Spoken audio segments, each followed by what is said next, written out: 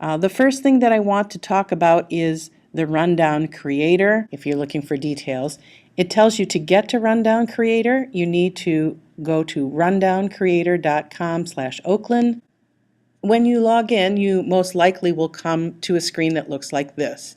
If you do not find a screen that looks like this, go to the upper left corner where it says Load a Rundown and click the drop-down menu and go to where it says Create a New Rundown for Oakland University and click in there.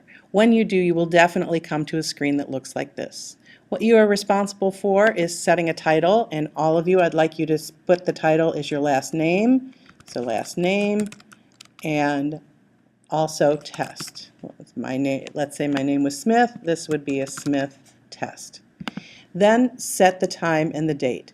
So let's just say that the date will be, let's say the 22nd, okay? Go ahead and put the 22nd in there, and then I would like you to have a newscast that runs exactly 28 minutes, exactly 28:00:00. So your ending date for your newscast will be on the same day. If you've started it at 12 noon, then I would like you to end it at 12:28:00. Once you have set up your newscast for the time that you want it, exactly 28 minutes, you will click on Go, and you will see something that looks like this. Now we are going to create a rundown, an empty template rundown using this system. What I'd like you to see before we proceed any further, though, is you have a timing system right here that tells you that you need to fill 28 minutes exactly. So since you have nothing in there yet, you are under by 28 minutes. And your total running time, TRT, is 0 because you filled nothing in. So keep this in mind for a little bit later. Now the first thing that you're going to want to do is create some lines in your rundown, and here's how you do it. You click on this section and then you right click. If you are using a Mac, not only do you have to right click, but you have to hold down the control button at the same time. So you know I'm using a Mac. When you do that, you're going to see a variety of options. What we're going to do at first is just start inserting some rows. So we click and it inserts a row. Then again, you right click on the line, you insert a row. You right click a line, you insert a row. You can do this as much as you want, but you're just essentially creating several lines. You also might want to create a commercial break. To do that, you right click and you go to where it says Break. And then you probably want more lines. So you right click and insert a row below. You right click, you insert a row below. You right click and you insert a row below. And you continue doing this until you have something that looks like the lines of rundown that you had before. And you're going to want to insert 3 commercial breaks throughout this whole system as well. Now don't worry that you don't have enough lines, because at any time, let's say you wanted another line in here, you can insert a line below, or you can insert a line above, a row above. So the options are there. If you wanted to delete a line at any time, you had too many, you just again right click and go to Delete Row, and it will take that row out. So we've seen a variety of different ways to add lines. Now you have set it up. The other things I want to show you are across the top here. You see you have titles for your columns. This is the page number. And you see before each commercial, it starts with the letter A. A1, A2, A3, A4. As soon as you get to the first commercial, it goes to B. B0, B1, B2, B3, and then C at the next commercial. So in our TV jargon, we're going to call everything that starts with an A, the news items in our A block. Everything between these commercials will be our B block. And then you will probably see that if I added more stories, insert row below, they're going to start calling these stories C, 1, 2, and 3. And these are very effective ways of identifying the stories during a newscast. In case you have to drop one, you just say, hey, everybody, we're going to drop page A4. The producer will be sitting in the back, right-clicking and deleting A4 from the rundown, just as simply as that. And it will renumber the pages for you. So this is how you add and subtract, and now you see that you're setting up news blocks to go through here. Now, in addition to page numbers, you have a column for story slug, you have a story for format, writer, talent, that's the person who's going to be anchoring this particular story. If you want, you can have who's going to edit it, but you might not need a column for editing. So again, you right-click on editor and you say, hide this column, and you don't want it. But let's say that there's a column that you do want. So again, you right-click up here and you add, let's say you want a column to show which camera is going to be on this person. So you click camera, and now you see you have over here a column where you can put in which camera you want. But let's say it's not that important and you want the camera column to be over here. Well, then you simply move it. Okay? So now you have page, story slug, format, writer, camera, and talent. But let's say talent is more important, so you bring talent over to this column. So you are able, with holding your mouse on the left side, you're able to move any of these columns how you want them. So now we know how to move around and create a rundown that we like. Now let's talk about how we time things out. So we see here that we have 28 minutes to fill. And the first thing that you're going to do as a producer is decide what the slug is and the format. And once you know the format, then you know pretty much how long that can be.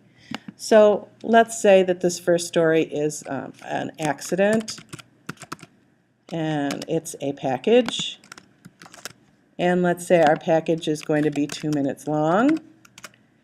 You just type in the number, and it will take that 2 minutes off of the under. And now it's timing the show that we have 2 minutes worth of material in here already. And let's say our next story is a story about politics, political campaign. And that story is a VOSAT.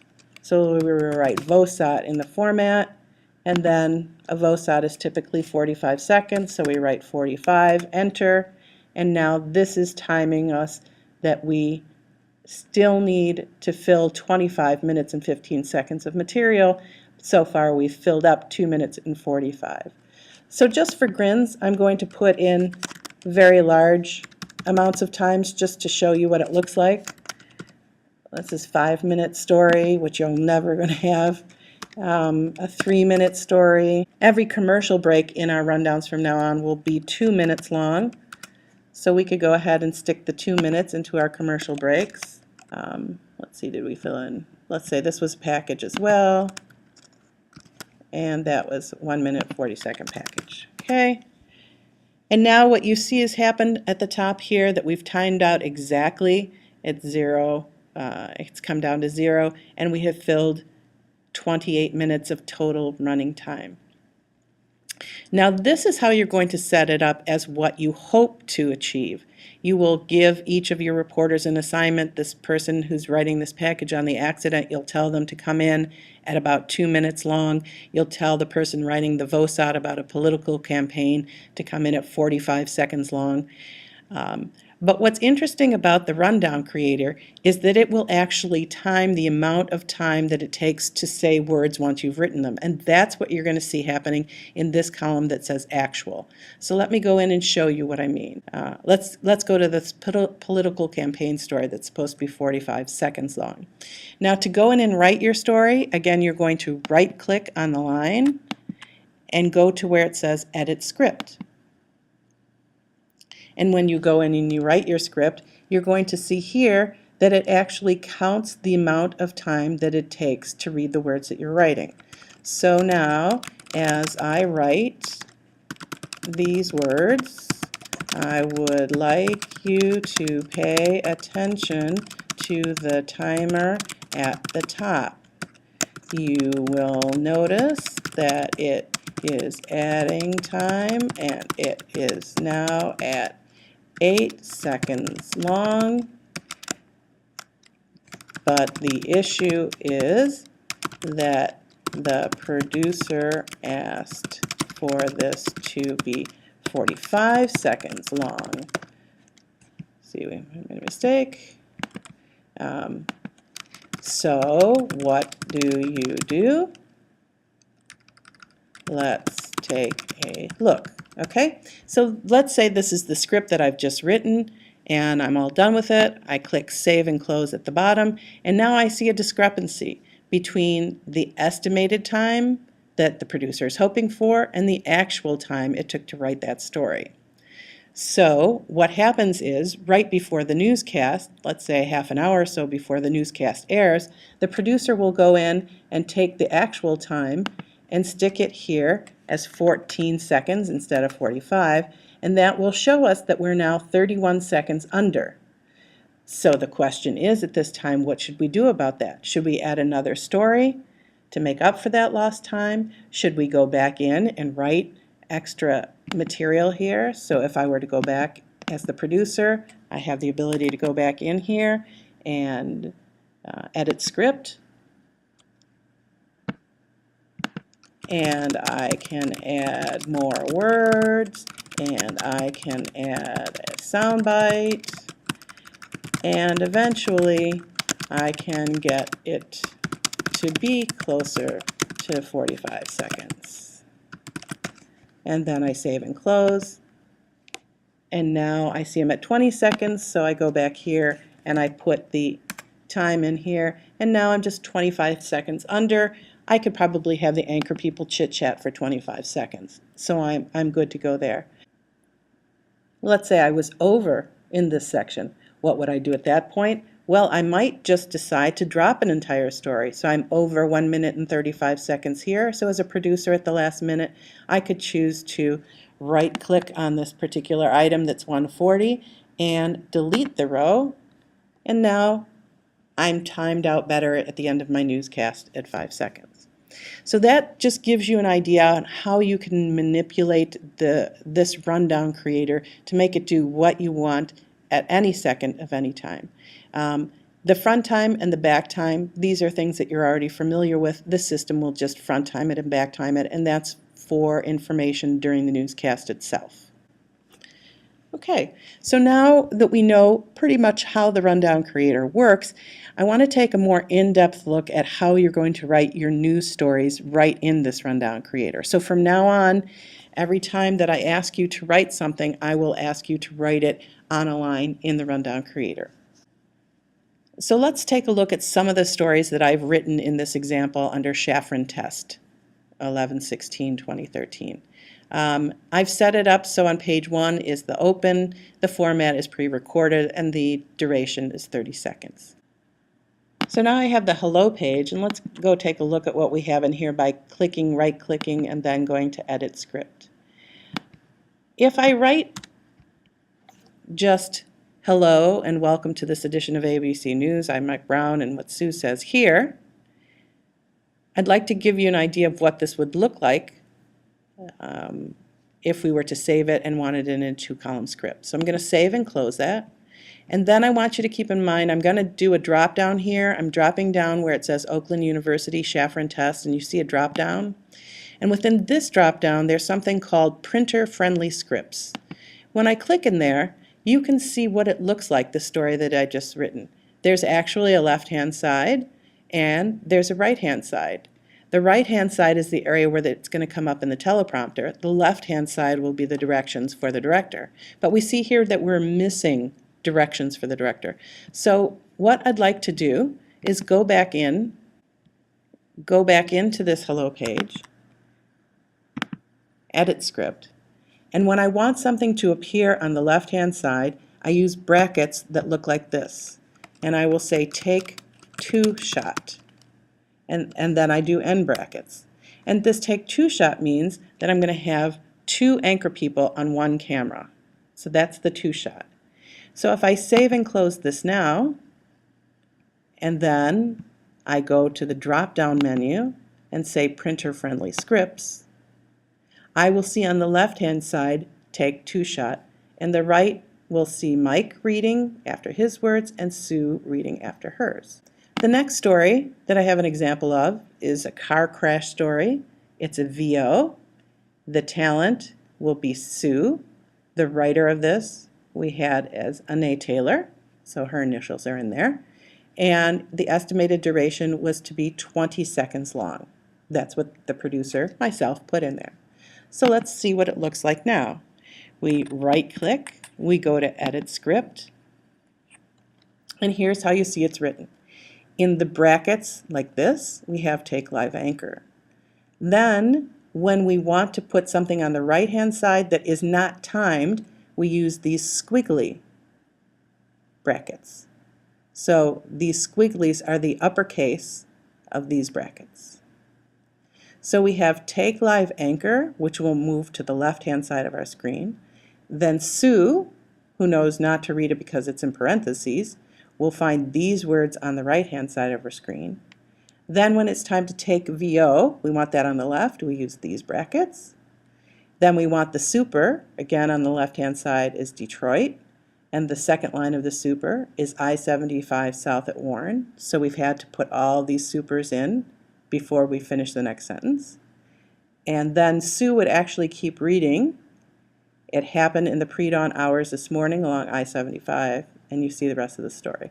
So let's save and close this. And if we go again to the drop-down menu and go to printer-friendly scripts, you will see this story showing up with Take Live Anchor on the left, and then Take VO with the supers along with the VO portion of the story.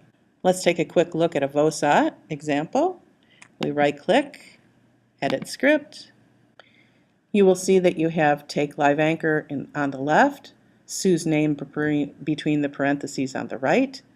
You have the instructions for the director on the left, Take VO, you have the supers, then you continue with the sentence. You put SOT there so that the anchor person, Sue, knows to stop talking right there. Under the SOT on the left-hand side, you'll need Take SOT, the time, the out cue, and the supers. And then in the curly cues, this is going to put you back on the right-hand side, you have Mary's name in the parentheses. And then for the soundbite, you put the name of the person speaking in the curly cues on the right.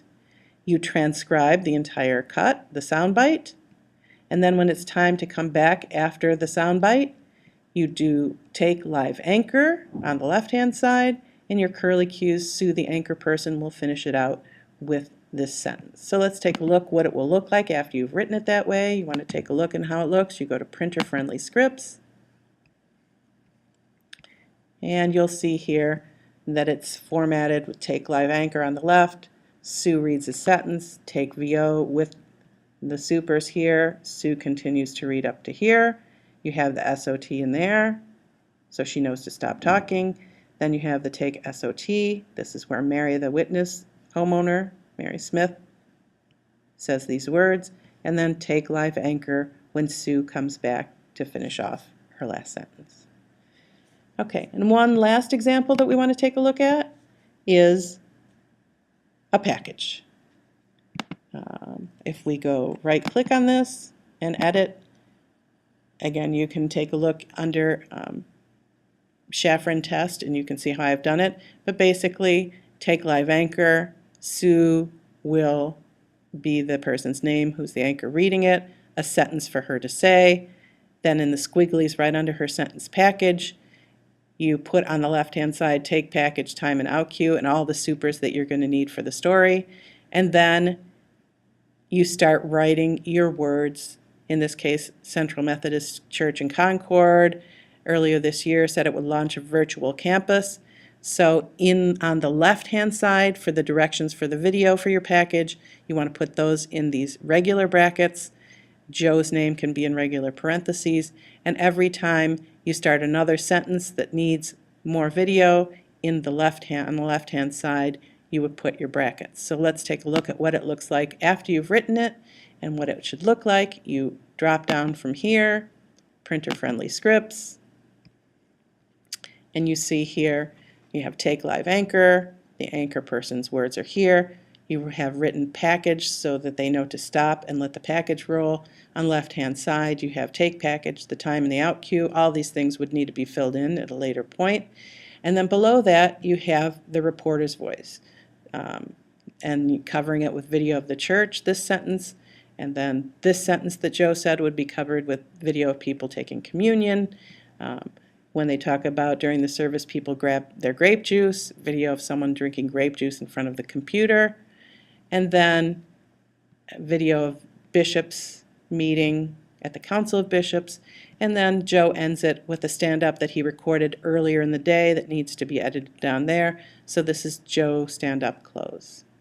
Okay, and that is essentially what your story should look like once you have typed them into the Rundown Creator. The last few items I want to point out to you about Rundown Creator. If you think, for example, that as a producer that this bad weather VOSAT should go closer to car crash, you can just grab it and move it. And the system will work with you in that way. What's going to happen is when you load rundowncreator.com/Oakland, the rundown that you're going to see on the screen is the last one that somebody was working on. So you might load Rundown Creator and see this. Do not type in this one because this is the Shafran one. You want to go and load your own. So Anae Taylor loaded one earlier today. She's going to go back and work on her own.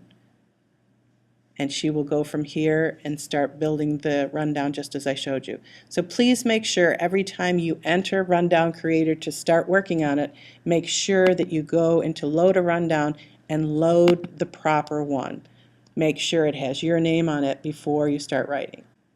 And one last thing I'd like to show you, a little fun thing with Rundown Creator, of what this looks like after you've written your stories. If you do this drop-down menu here and you go to teleprompter after some of your stories are written, what you're going to see is what your stories would actually look like in the teleprompter in front of the screen. They can slow at whatever rate you want them to.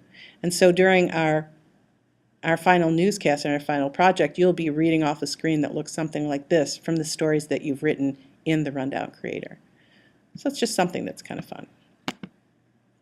Okay, now that I've showed you the essentials of the Rundown Creator, let's take a look at how you're going to use the Rundown Creator in your assignments for this week. The first part of this assignment number 11, you're being asked to copy all the slugs and the times that you put into your other rundown, the one that you did for assignment number 10. So the first thing I'd like you to do for this exercise is go back and find the rundown that you completed in exercise number 10. And what you'll need to do is copy down all the information that you had in that rundown into this new Rundown Creator. So I want you to put in the story slug, the format. Don't worry about talent. Don't worry about the writer, but put in the length.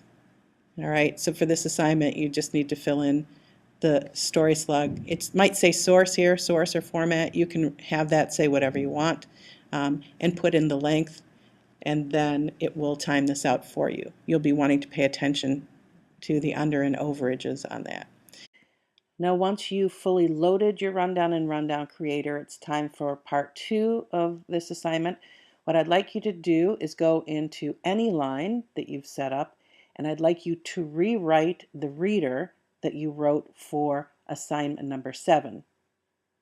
After you've done that, then go into yet another line in the Rundown Creator and rewrite the VO that you wrote in assignment number 7.